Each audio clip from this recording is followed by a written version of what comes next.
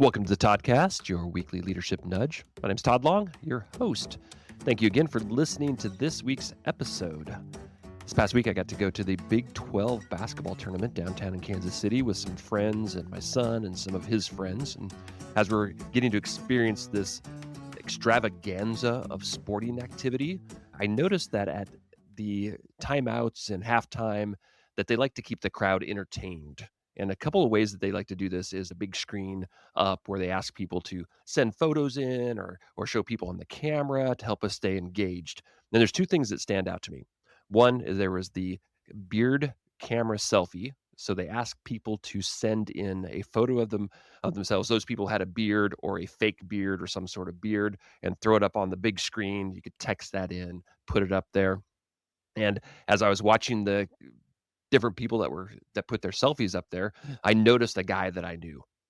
As an acquaintance, it's not a good friend, but I recognized him pretty quickly. It's like, because he has a beautiful beard. I mean, it's one of the most amazing beards you've ever seen. It's flowing. He takes really good care of it. And immediately, like, I know that dude because he has a beautiful beard. The second activity that stood out to keep people entertained was the dance camera.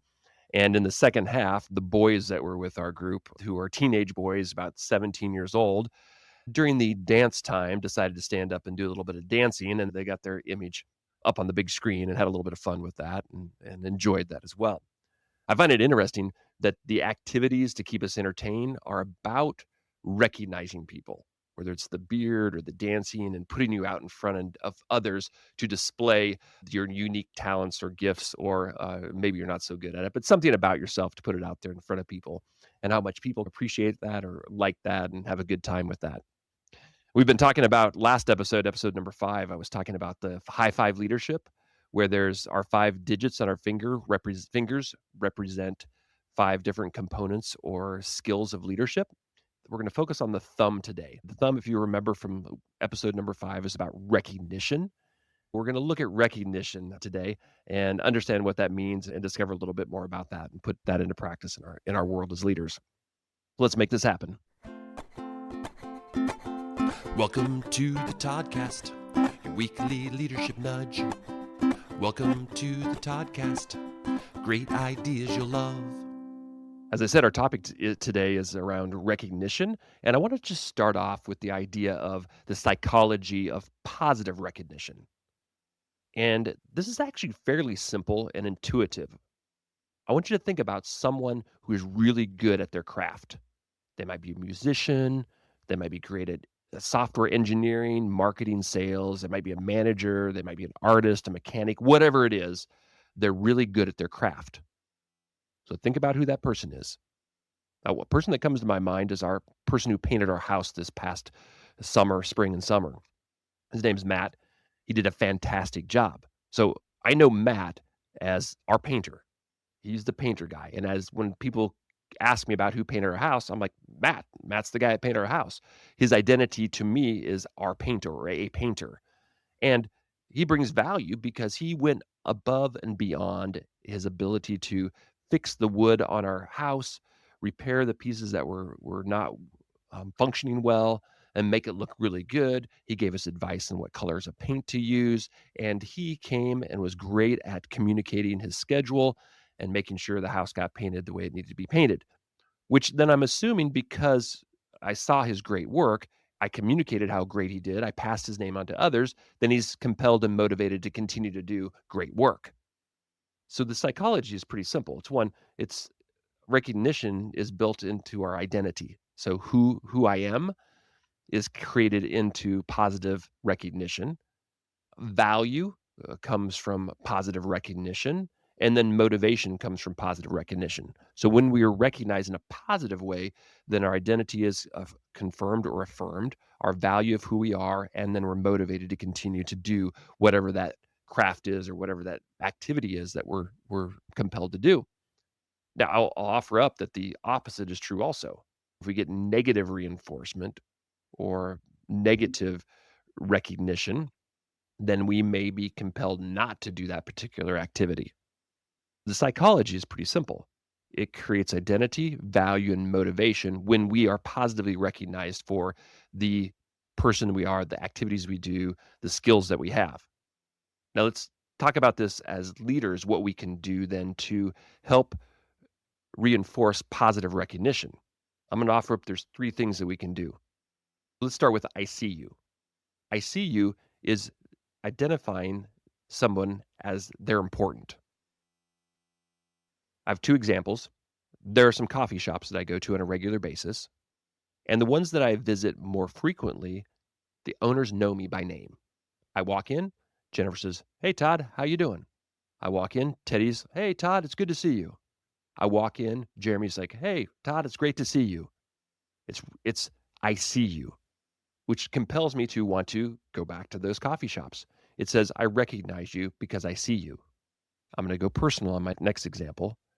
I have a 2.5-year-old granddaughter, and all she has to do is say, "Papa, Papa." I melt. She recognizes me as her papa. So she sees me and recognizes me, which compels me then to want to be the best papa I can possibly be. The first part of recognition is actually just seeing someone. And I know some people that are really gifted at this. I've got great friends that when you come into their presence, it's like you are the most important person in the world. And so, as leaders, how do we project that I see you? And it's simply stopping and saying, I see you, calling out their name, identifying who they are, understanding them. I was talking to a leader in one of my programs recently, and he confessed, he said, I worked for a boss for a period of time that I don't think that guy knew my name for 2 years. Now, what a shame that a manager or a leader of a group of people didn't even know the guy's name. So the first step is I see you. Number 2 is I hear you. And I love this as a way of recognizing because it says, I want to understand what you have to say. I want to hear your input. Whether you're a CEO, a team leader, a project manager, a parent, a spouse, a friend, whatever it might be, there's the power in asking people to get their ideas and their thoughts. Let me run something by you as a statement. Or I have something I'm wrestling with. I'd love to hear your thoughts. And it's a simple way of recognizing people by just simply listening to them, asking for their thoughts, and hearing what they have to say. So number 1 is I see you. Number 2 is I hear you. And number 3 is I acknowledge you. I acknowledge you. Acknowledgement can come in a variety of different forms. It can come in words. It can come in gifts. It can come in rewards. It can come in time spent with someone. A number of years ago, a colleague that I worked with went to Israel for a trip. She came back and she said, Todd, I have something I'd like to give you. She said, when I was in Israel, I was standing at the Jordan River and I thought about you. And I reached down and I found this little rock. And I wanted to share it with you because you're important to me and who you are as a person is important to me. I tell you what, that rock is a precious gift. It's didn't cost a dime. The meaning of it is the fact that she thought about me and then shared it with me and shared how important I was to her, acknowledge that. So I'm very grateful for that gift. Acknowledgement doesn't have to be costly at all. It just has to be personal. So whether it's words or it's a gift or it's an award or whether it's time you spend with somebody, acknowledgement is another way you can recognize someone else. So those are 3 ways you can recognize people. 1 is I see you. Number 2 is I hear you. And number 3 is I acknowledge you. So let's try this out. This is the try this out section. This is the time where you can take these ideas and put them into practice. So let me give you 2 exercises. The first is an individual exercise. The second is a team exercise. So the individual exercise is simple. List 3 people in your life that are important to you. Whether it's work or personal, 3 people that are important to you. Identify why they are important. Just simply write down why they're important to you. And then identify one way you can positively recognize them.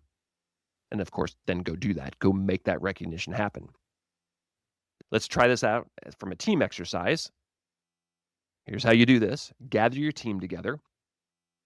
If you can do that in person, fantastic. It has to be online, virtually, because that's your environment. Do that as well. And simply ask the team to reflect on this question and write their response down. Say, what do you appreciate about each other? What do you appreciate about each other? It's as simple as that. and then give people an opportunity to share. You can do that as a go around to give people a moment, or just do it as whoever wants to share first and open the door up.